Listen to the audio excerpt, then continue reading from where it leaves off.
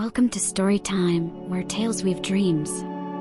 Tonight's story, The Lullaby of the Lost Lake, will take you on a journey of quiet reflections, with twists and suspense to ease you into a deep sleep. In the small, secluded village of Eldernest, nestled between ancient, whispering pines and the vast, silent expanse of the Lost Lake, life moved at the pace of the gentle lapping of water against the shore. The villagers knew each other by the sound of their footsteps, the rhythm of their daily chores, and the stories they shared under the starlit sky. Among them was Mara, a young woman with eyes like the lake at dusk, deep and mysterious. She was known for her quiet strength and her ability to listen, really listen, to the whispers of the world around her. Each night, as the village settled into the quiet embrace of darkness, Mara would sit by the lake, her fingers tracing patterns in the water, her mind drifting into the realms of thought and wonder.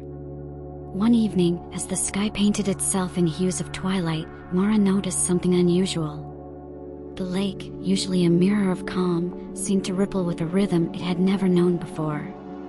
Curious, she leaned closer, her reflection meeting her gaze with an intensity that felt almost sentient. The next morning, the village awoke to find that the usual morning mist had been replaced by an eerie fog that clung to everything like a second skin. It was then that whispers began. Old Jonas, the village storyteller, spoke of ancient legends about the lost lake, stories where the lake could sing a lullaby so enchanting it could pull the unwary into its depths, never to return. Mara felt a chill, not from the morning air, but from the realization that this might not be just folklore. That night, she returned to the lake, her heart pounding with a mix of fear and curiosity. As she sat, the water began to sing not in the loud, boisterous way of a choir, but in a soft, hypnotic melody that seemed to whisper secrets of the deep. The song was mesmerizing, and Mara found herself leaning closer and closer to the water, her mind fogging, her body relaxing into a state of near slumber. But then, a sharp pain in her hand snapped her back to reality. She had pinched herself, a trick her mother taught her to stay awake during the long, dark winters. Shaken, she decided to investigate further. The next day, she shared her experience with the village elder, Mr. Thackeray, a man whose beard was as white as the lake's fog.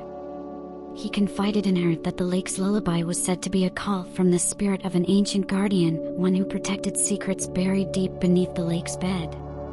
With Thackeray's guidance, Mara began to research the old texts and maps in the village library.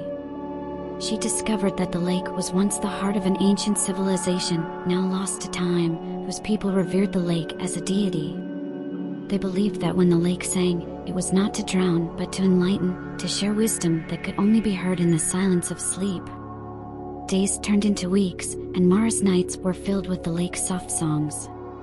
She began to understand the patterns, the subtle changes in tone, and the way the lake seemed to respond to her thoughts, almost as if it was reading her mind. But with every night spent by the lake, Mara felt more of the village slipping away from her.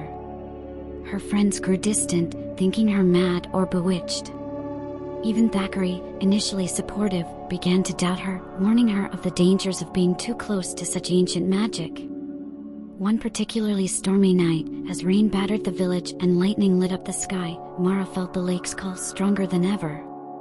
The song was mournful, filled with a longing that seemed to echo her own heart's rhythm. Against all advice, she went to the lake.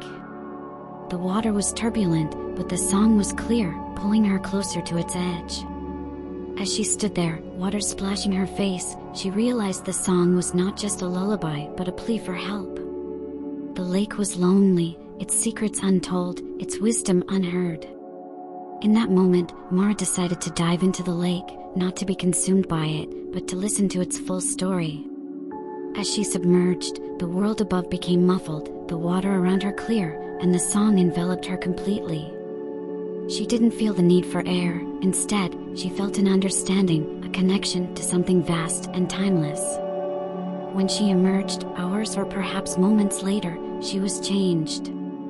She had seen visions of ancient times, learned of the guardian's wisdom, and understood the lake's loneliness.